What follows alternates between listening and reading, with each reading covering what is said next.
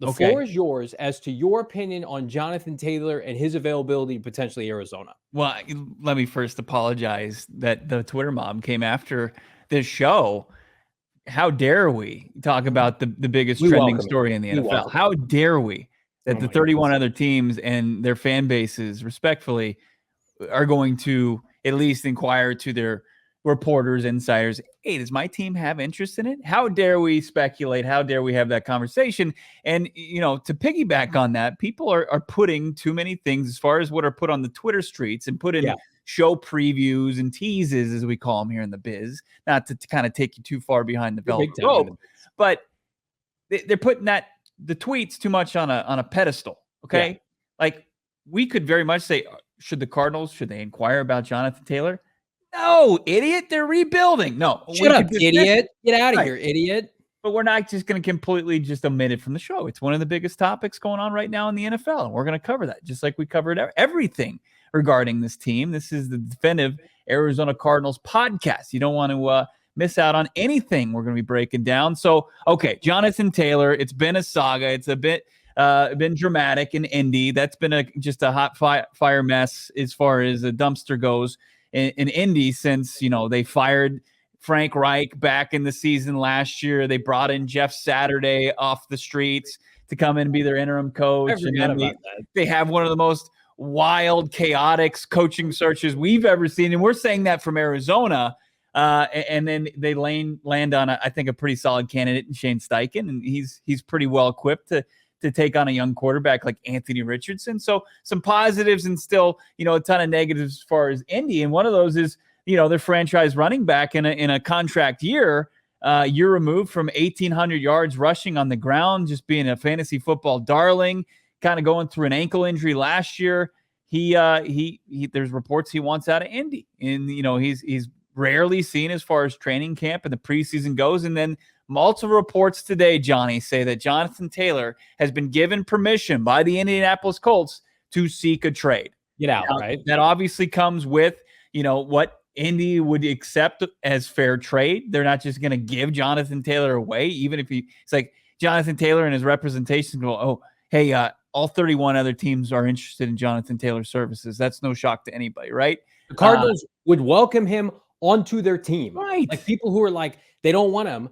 Of course they would want him. If he was available to them, you could have him. They would take him, and he would immediately become one of their best offensive players. Go ahead, Bo. I'm sorry. Yeah, absolutely. No, I'm just setting it up, and then let's have the conversation. It probably not going to be a long one, because the way I view it, Jonathan Taylor would take draft capital to acquire.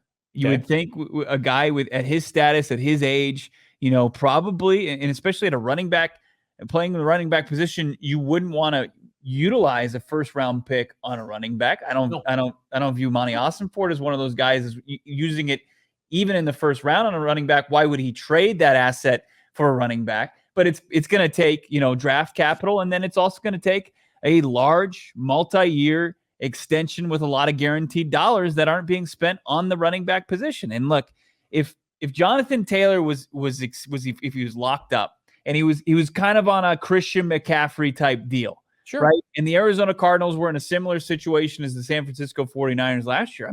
I'd say go crazy, go for it. But right now, the Arizona Cardinals are at the beginning of a rebuild. They're not in the middle of it. They're not on their way. They're in the very beginning of a rebuild, and it just doesn't make sense. I mean, the only way it would make sense is, hey, quarterback country, who gives a shit? They're just going to run the football 40 times a game with James Conner and Jonathan They might Taylor. do that. And yeah, they might do that with Keontae Ingram and exactly. James Conner. But no, your points are all valid. And I feel like most of the people that are non-pro this move or not pro Jonathan Taylor to Arizona are bringing up the points that my co-host is making. And I think that that's the right mindset. However, I think it's ridiculous to dismiss the fact that I pointed out that Jonathan Gannon was there when JT was drafted in Indianapolis. Who did they sign when they needed a backup to James Conner? Now, albeit to a modest contract. Oh, the starter in Indianapolis in 2020, that was Marlon Mack. I love Marlon Mack in Indianapolis. We had to get him here, right? He was going to be RB2 here, and then he blew out his Achilles, and that was really unfortunate. And so they have a glaring opening here. But to your point, Bo, it would be beyond this year. It would be draft capital, compensation. But for everybody who's like, well, the Cardinals aren't going to build that way. I want to believe that. You don't know that, though. I pointed this out on Twitter. The three people that are running this franchise and the offense in particular, let's put Nick Rallis off to the side for a second.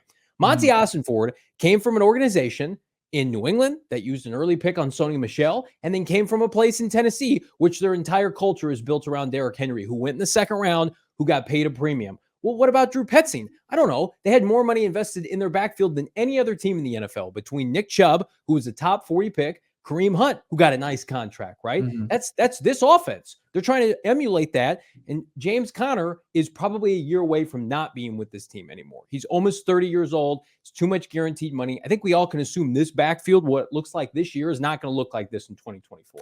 And then lastly, Jonathan Gannon at least was in Indianapolis and Philadelphia, both run-dominant teams. Miles Sanders, the Eagles just traded for DeAndre Swift, Swift, right? Of course, JT was there in Indianapolis. Like the DNA of this team, of this culture, is running the football. Now, should they have gone out and gotten a Tank Bigsby in the third round, or should they invested a top 100 pick? That's what they're probably going to do. But I think, first of all, the first round pick request is complete BS, because if you remember, once upon a time, this franchise, this one, asked for a first round pick for DeAndre Hopkins, and then they cut his ass after June 1st. Okay, so put that away for a second. That's not bring that up. If they are dead set on dealing him, it comes down to, okay, the Cardinals have 11 picks, right? They have another back that could return. They've got players that were not drafted by this regime. They could jet set. Isaiah Simmons or Rondale Moore. You could open up the depth chart and just say, what do you want? What are you interested in? They've got 3 third-rounders. He's 24 years old. This is the last point I'm going to make. It's the exact same age. The Buffalo Bills traded Marshawn Lynch to Seattle when everybody thought Seattle was effing terrible. What's Seattle doing? Mid-season, they got Marshawn Lynch. It changed the trajectory of the franchise. I'm not saying I would make the move, but like to not even have a conversation about it is a joke. He had 1,800 yards, 5.5 yards per carry, and 18 touchdowns as a 22-year-old. He was a generational type back. If you get him in Arizona for a mid-round pick, it's not my money. I don't care about the money, right? It's going to be – look at the roster implications for this team and the cap money that they're going to have. Would you rather spend, I don't know, 10 to 12 million on Jonathan Taylor per year? Go look at the free agency pool next spring, right? There's not too many people I would rather pay than Jonathan Taylor. This team's going to have $100 million in cap space. Everybody just needs to take a deep breath and say, it's to just completely dismiss it is disrespectful. It's just absolutely disrespectful. I know everybody's dead set on Caleb Williams and Marvin Harrison Jr., me included with the latter, but he's 24. He's an ascending player, hopefully, if he's healthy. So that's a question mark too.